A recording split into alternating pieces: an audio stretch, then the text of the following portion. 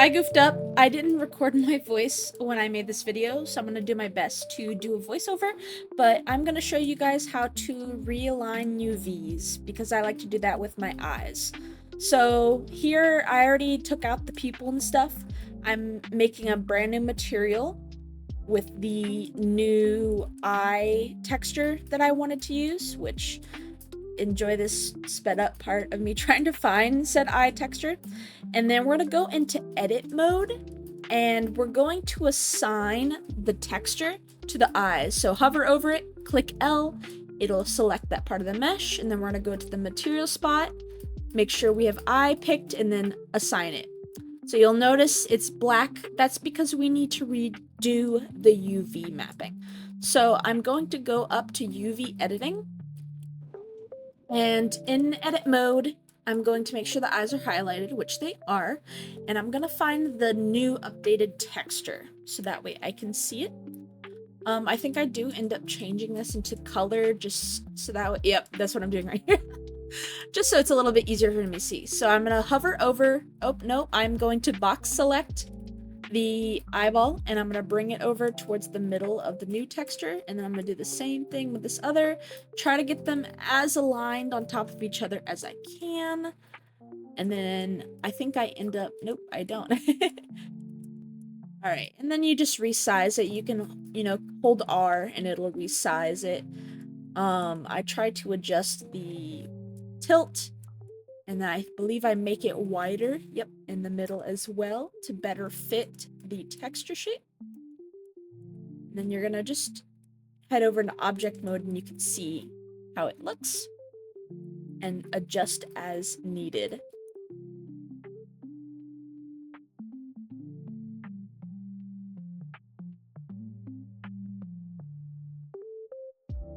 At this point, I did actually go and change the texture color in just GIMP, a photo editing software, just to give it a more vibrant color. So now I'm gonna move on to the eyebrows. So I'm in face mode. I go up and I select edge mode, and I take that top section of the edges. Oh gosh, I don't know what I'm doing.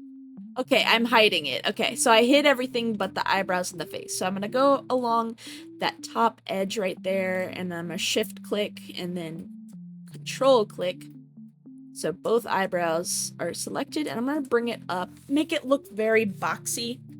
About the size I'd want the eyebrows to be once the texture is applied.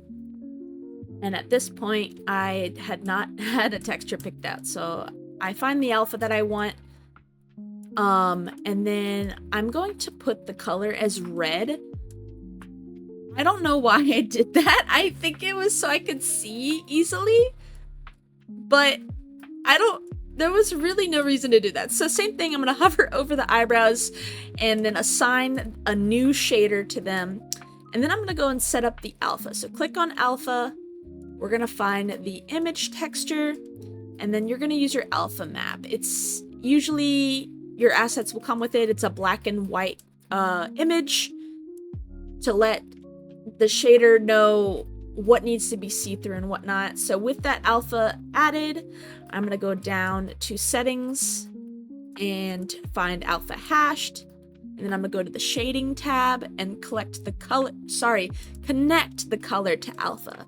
So it'll look kind of like grainy like that, right?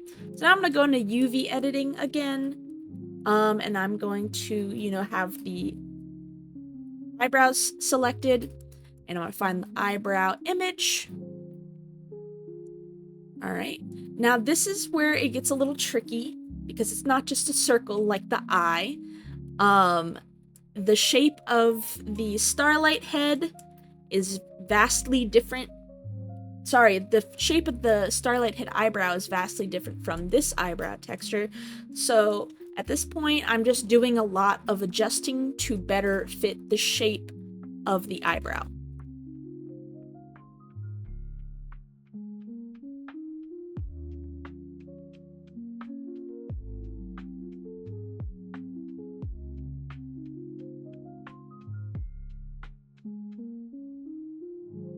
All right, at this point, the eyebrow UV is pretty much done. I adjust the color, and I also kind of adjust the shape a little bit here, make them a little bit wider and closer together.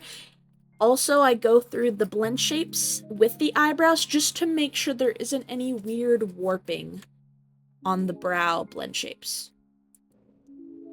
So now that the brows are done, I'm going to move on to the eyelashes. So it's actually a mesh that I have. I can link it in the description.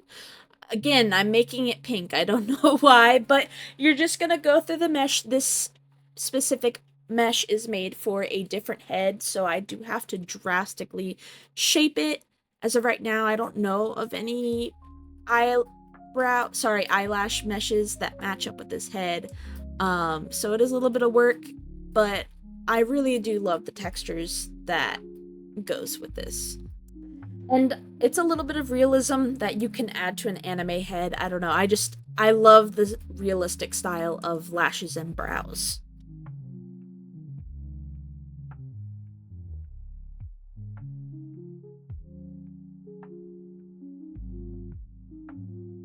So at this point, I am going to add the alpha image. I did end up making a new alpha image that combines the eyebrows and the eyelashes, just so that way I can save material space.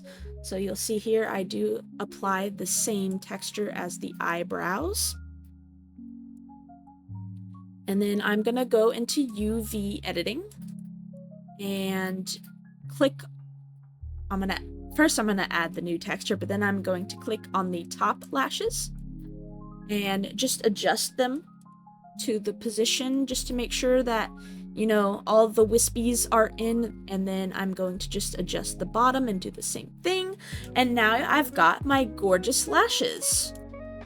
So I do still need to attach them to the head, so I'm just gonna go over to the custom model creations and click on attach mesh, attach it to the head bone, and just click the button and it'll do it for me. You can go ahead and check in pose mode if it works, which it does. And the last part of this process is a very time consuming. So I'm going to have to adjust every single blend shape. So you can see right there, the blink, the lashes do not follow. So I do end up attaching the mesh to the head in a second, and I just go through every single individual blend shape and just adjust the lashes where they need to go. It's so time consuming, but you gotta do it. So that'll be the end of the video. The rest of the process is honestly fairly quick. I'll show you guys how to add things like hair, as well as clothing, how to add clothing that's been rigged to your base, clothing that hasn't been rigged to your base, clothing that isn't rigged at all of it.